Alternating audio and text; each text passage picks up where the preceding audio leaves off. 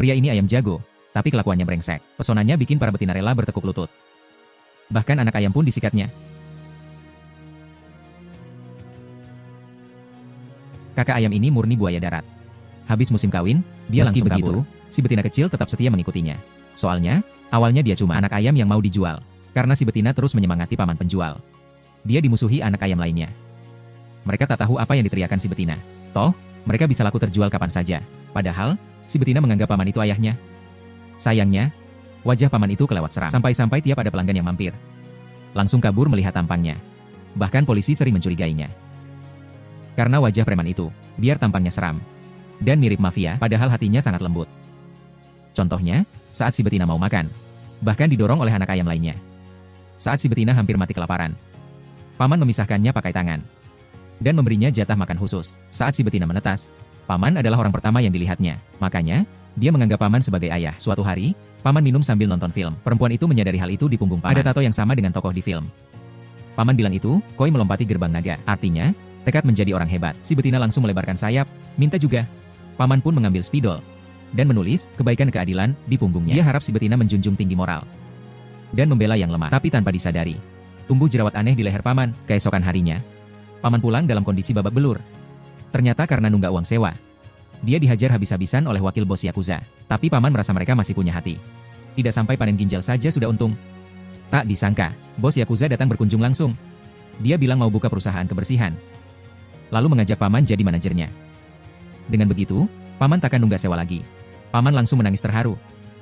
Si betina tak paham apa maksudnya. Tapi merasa segalanya membaik. Sayangnya, musibah selalu datang tiba-tiba. 3 hari kemudian, preman pirang bawa kontrak menagih hutang 10 juta. Ternyata bos Yakuza kabur, dan paman sebagai penjamin, harus melunasinya. Kejadian ini mengingatkannya pada masa kecil. Dulu, ibunya pamit pulang terlambat, tapi setelah itu, ibunya tak pernah kembali lagi. Sejak saat itu, dia dicap sebagai anak buangan oleh teman-temannya.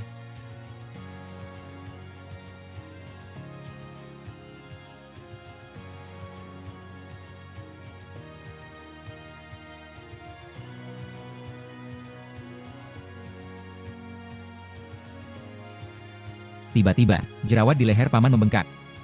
Segala dendam dan keputusaasaannya meledak. Berubah jadi monster. Setengah manusia, setengah ikan. Meski si betina berteriak histeris memanggilnya, paman sudah kehilangan akal sehat. Saat monster itu bersiap, memangsa bus penuh penumpang. Kakak ayam melesat secepat kilat, ledakan sonik memukul mundur paman. Saat kakak ayam bersiap melancarkan serangan mematikan, si betina berteriak, menyuruhnya berhenti. Celah sedetik ini dimanfaatkan si monster. Untung kelincahan kakak ayam level dewa. Usai menghindar, dia tak ragu lagi. Jurus maut pamungkas. Paman lihat ayahnya dibunuh. Si betina menangis dan memukuli kakak ayam. Saat kakak ayam kebingungan, dia terkejut menyadari sesuatu. Paman yang jadi monster tidak menghilang. Kejadian langka. Ini baru pertama kali dari sudut pandang si betina. Adik ayam bukan lagi pembunuh ayahnya, tapi pahlawan penyelamatnya. Ambil ini. Jangan tendang bolaku, bola yang bisa ku tendang.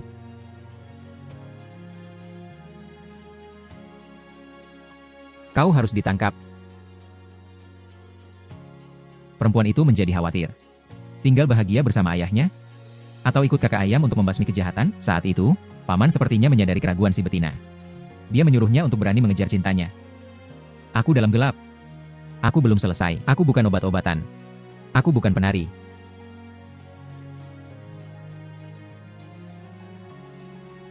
Patrick Bintang. Nanti ada yang menemani nenekmu menari.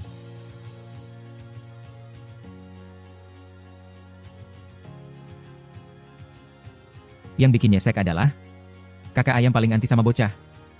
Dia melarang si betina mendekatinya. Keesokan paginya, paman dirawat di rumah sakit. Dan, bos Yakuza yang kabur sudah ditangkap. Di sisi lain, si betina belum makan seharian. Rasa lapar yang luar biasa mau cari makan. Malah kaget melihat cacing. Dia heran kenapa orang dewasa doyan makan. Hal yang sangat menjijikkan. Padahal makan rumput saja sudah cukup. Tiba-tiba, suara sirine menggema. Monster lain muncul di kota. Jalan langit terlalu panjang. Cinta membuatku menangis. Terlalu sulit menemuimu. Benar saja, kakak ayam sudah duel lawan monster. Dia layaknya dewa perang, menghajar musuh tanpa ampun.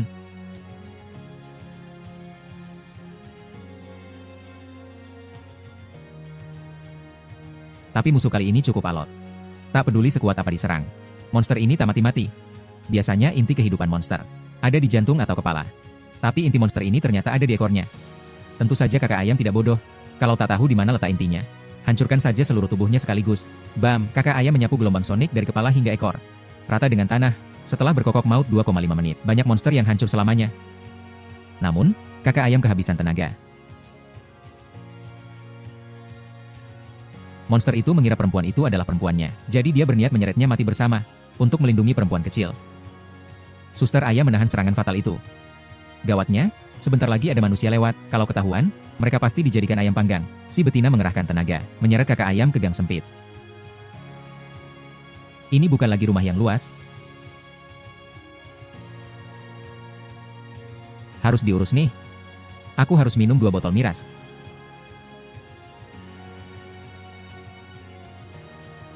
Untuk menyelamatkan kakak ayam, betina sedang mencari air minum. Lalu kembali ke tempat dia melihat cacing tadi. Menahan jijik, lalu membawanya untuk kakak ayam. Si betina bolak-balik selama 2,5 hari penuh. Tugasnya adalah mencari air, atau mencari makanan. Usaha keras tak mengkhianati hasil. Pagi itu, kakak ayam akhirnya sadar. Dia tak menyangka nyawanya diselamatkan bocah. Aku butuh.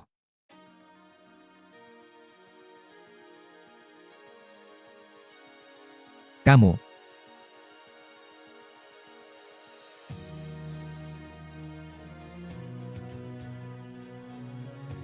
Abunya tidak seperti rokok.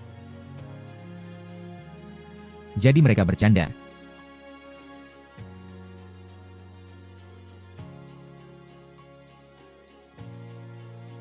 Ah. Apa kau berani? Tanganmu pelan sedikit, nanti kau melahirkan hantu. Berani sendiri. Harus irit ya irit. Skill pertama tak butuh modal.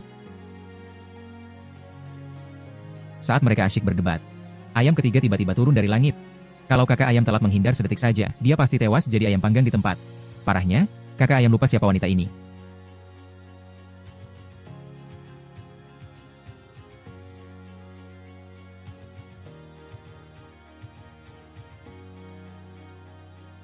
Sekian untuk episode kali ini.